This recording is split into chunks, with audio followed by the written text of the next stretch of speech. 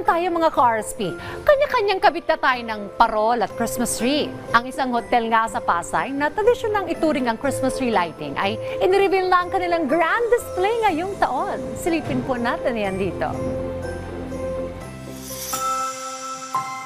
Ang paglalagay ng mga sari-saring pamaskong palamuti sa ating mga tahanan, sa mga gusali, sa mga pasyalan at kung saan pa ay isang hudyat na simula na ng holiday season.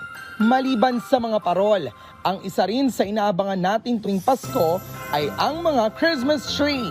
Kaya naman, isang hotel sa Pasay ang may matagal ng tradisyon taon-taon na maglagay ng pamaskong palamuti, lalo na ang Christmas tree sa kanilang bulwagan.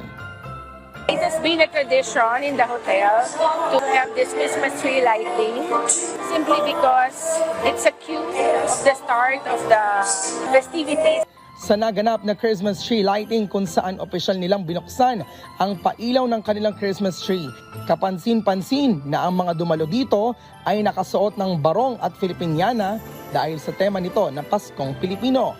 Layunin ng naturang event na ipakita kung paano magdiwang ng Pasko ang mga Pinoy sa pag-asang mas makahikayat ito ng mga bisita at turista. We have Filipiniana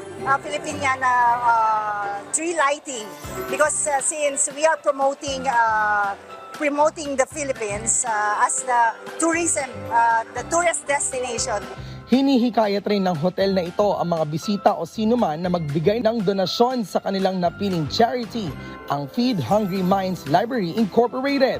Napuno rin ng mga awiting pamasko at holiday-inspired treats ang gabing iyon na siyang naging dahilan ng malalawak ng ngiti ng mga dumalo rito. I'm honored to be here because this is actually my first time to witness a lighting ceremony, and I'm just so thankful for this opportunity, and I hope to visit this place again. We're very honored and happy to get invited here. This is my second time here, and I love coming in this place. Hindi lamang pagsasabit ng palamuti ang simbolo ng Pasko dahil ang tunay na diwa nito ay ang pagbibigayan, pagkakaisa at pagbubuklod ng bawat pamilya.